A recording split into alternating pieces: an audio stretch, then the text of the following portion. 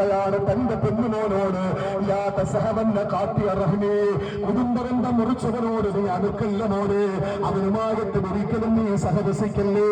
കാരണം ഇന്നീ വജത്തുഹു ഫീ കിതാബില്ലാഹി മൽഊനാ ഫീ സലാസത്തി മവാളിആ. പരിശുദ്ധരായ പരിശുദ്ധമായ ഖുർആനിലെ 3 സ്ഥലങ്ങളിൽ ഖാത്തിയ ശപിച്ചതായിട്ട് ഞാൻ കണ്ടിട്ടുണ്ട് മോനെ. അലി ഹുസൈൻ തങ്ങൾ പറയുകയാണ്, അള്ളാന്റെ ഖുർആനില് 3 സ്ഥലങ്ങളിൽ ശപിച്ചതാരെയാണ് പെങ്ങള്. ഇപ്പൊ ഞാൻ ഇവിടെ നിന്നൊരാളെ പേര് പറഞ്ഞിട്ട് ഈ ലഅനത്തുല്ലാഹി അലൈഹി എന്ന് പറഞ്ഞാൽ നിങ്ങൾ പൊറുക്കൂലല്ലോ. ഈ നാട്ടിലെ ഒരാളുടെ പേര് പറഞ്ഞിട്ട് ഞാൻ പറയാണ് അയാൾ ലഅനത്തുല്ലാഹി അലൈഹി, അവന്റെ മേൽ പടച്ചോന്റെ ശാപമുണ്ടാകട്ടെ.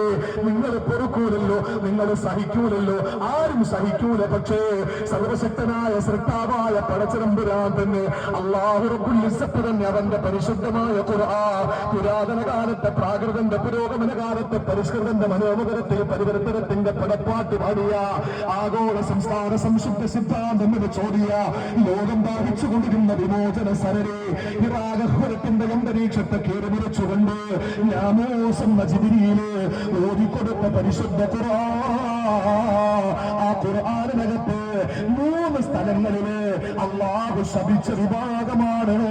ആരാണ് ഖാത്തിയ റഹ്മ? അള്ളാഹു